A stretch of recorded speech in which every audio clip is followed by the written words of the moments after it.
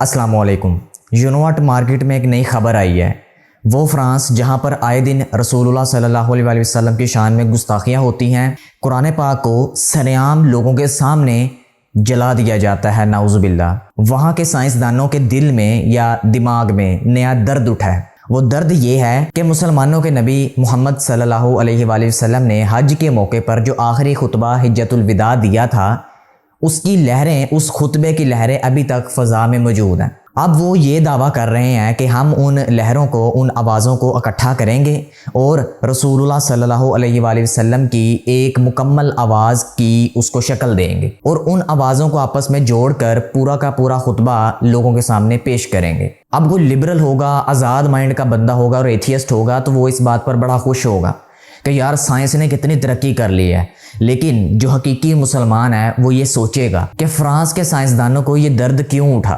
मेरे हम अजीज़ दोस्तों, ज़ाहिर सी बात है कि इस काम के पीछे एक दज्जाली जहन काम कर रहा है, दज्जाली कुव्वत काम कर रही है। अब होगा क्या? वो जानते हैं कि रसूलुल्लाह सल्लल्लाहु अलैहि वसल्लम की शान में अगर हम थोड़ी सी भी गुस्ताखी कर दें, सारी दुनिया के मुसलमान बाहर रोडों के ऊपर निकल आते हैं कि ये काम आखिर हुआ तो हुआ क्यों।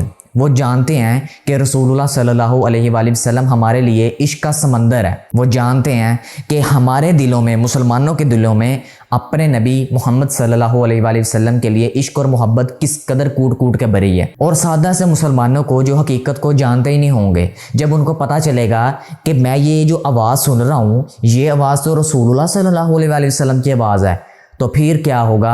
इस दुनिया के अंदर एक नया फितना क्रिएट किया जाएगा, एक नया फितना उठेगा। वो टेक्नोलॉजी की वजह से आवाज़ तो किसी की भी सुन लेंगे और खुशी से पागल भी हो जाएंगे हमारे मुसलमान। फिर फितनों को एक नया रास्ता मिलेगा। ना जाने किस दज्जाल की आवाज़ को रसूलुल्लाह सल्लल्लाहु अलैहि वसल्लम की आवाज़ बनाकर दुनिया के सामने पेश किया जाएगा। हमारे बरसगीर के मुसलमानों का तो ये हाल है कि अगर वो किसी बुज़ुर्ग को कोई काम ऐसा वैसा करता देख लें तो उसको पीर मान लेती है और उसको अपनी आंखों के ऊपर चढ़ाकर न जाने क्या से क्या बना देती है।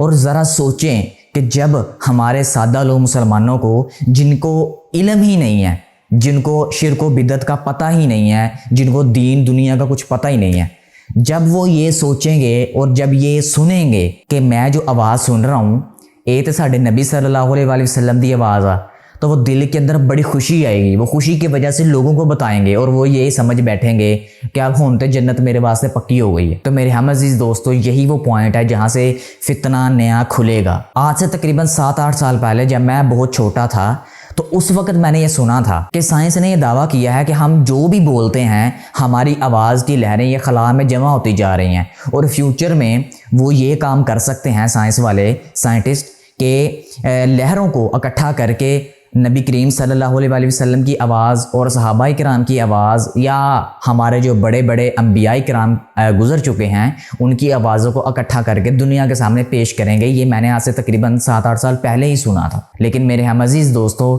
अब वो टाइम आ चुका है जब वो उन सुनी सुनाई बातों को रियलिटी में करने जा रहे हैं। मेरे हम अजीज़ दोस्तों, ये सिलसिला यहाँ पर ही नहीं रुकेगा।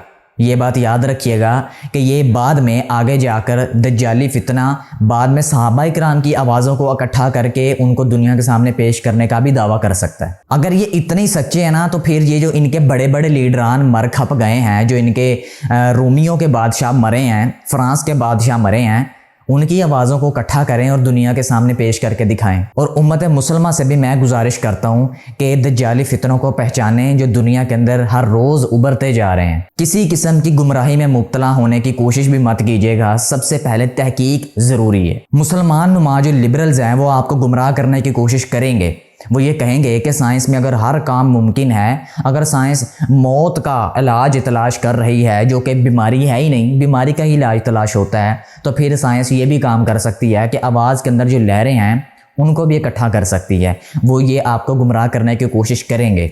लेकिन मेरे हम अजीज़ दोस्तों, ख़ुद को संभालिएगा।